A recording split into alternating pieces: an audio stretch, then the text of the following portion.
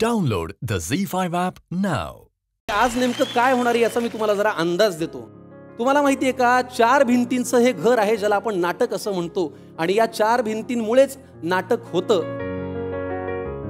त्यातली पहिली भिंत एका लेखकाने फार सुंदर लिहून ठेवलंय की लेखक नाटकाला प्रकृती देतो, दिग्दर्शक त्याला आकृती देतो, कलाकार मनापासून त्याची कृती करतात आणि प्रेक्षक टाळी वाजवून स्वीकृती देतात, तेव्हा तयार होतं एक नाटक.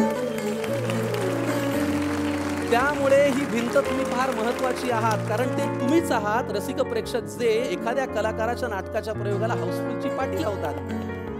ते तुम्हीच आहात रसिक प्रेक्षक जे एखाद्या कलाकाराला सम्राटाच्या सिंहासनावरती बसवतात आणि त्याला करतात नटसम्राट. आणि म्हणून तुम्हाला सांगायचं आहे की आजची आपली थीम आहे नटसम्राट. बघ माझी बहीण, बघ माझी बहीण. अख्खं जगाला भाऊ म्हणतं पण ही माझी बहीण आहे. का असं का? अरे इतकी वर्ष शांताबाई करते ती. मला ना भाऊची ओटीच भरायची आहे.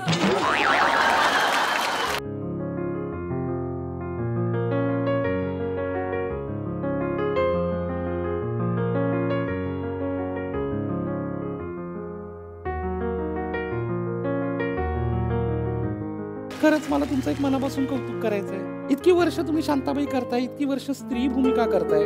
तुम्ही एकमेव आहात ज्या स्त्री भूमिका करताना सौंदर्याला महत्व नाही, मनाच्या सौंदर्याला महत्व आहे. हे या माणसाने अख्ख्या जगाला सांगितलं.